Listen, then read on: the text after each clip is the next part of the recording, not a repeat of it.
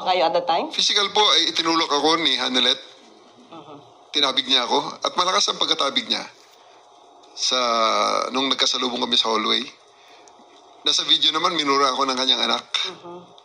At mismong si Presidente Duterte ay niremind niya ako, magre-retire ako.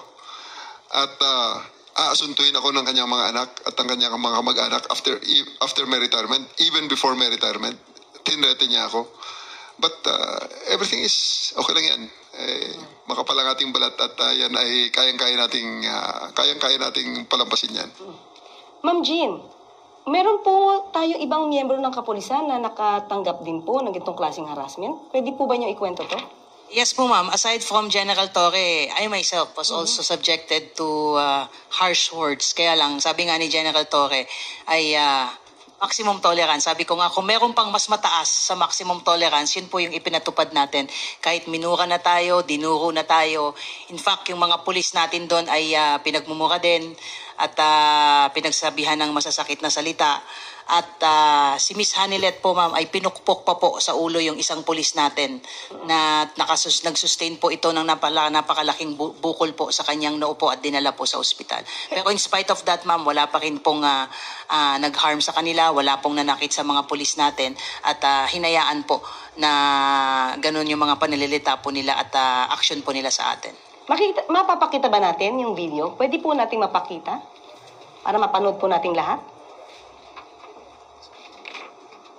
Ma'am Jean, pakidescribe nyo nga po yan. Yan po ma'am yung picture po. Binlur lang po natin ng konti po yung mukha po ng ating babaeng pulis na taga-SAF. Sila po kasi ma'am yung umalalay po doon po kay Miss Hanelet at saka sa kanyang anak po para itabi po sila pansamantala. Ayan po yung napakalaki pong bukol. At meron po dyan na video po na talagang nakita po doon at na-captured po na pinukpok po ng cellphone po ni Miss Hanelet yung ating pulis po. Sa ulo po yan, hindi pa, pina-CT scan po ba yan? Kasi ulo po yan. Tinala po, ma'am. Ayan po, yung video po. Yun po, yun kitang-kita po kung paano po niya hinampas po. Balik niyo ang anak ko! Balik niyo ang anak ko! Balik niyo ang anak ko! Ang ito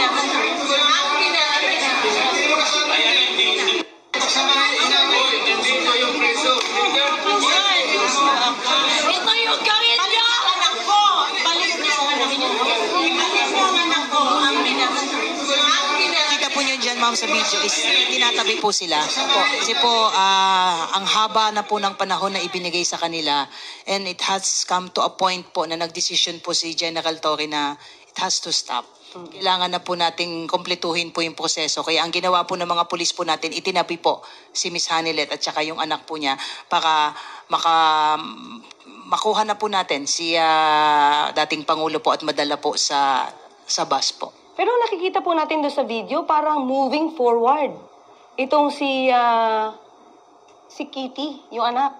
Saan siya papunta nun? Parang pumipilit siyang pumunta paabante. Saan po siya papunta niyan?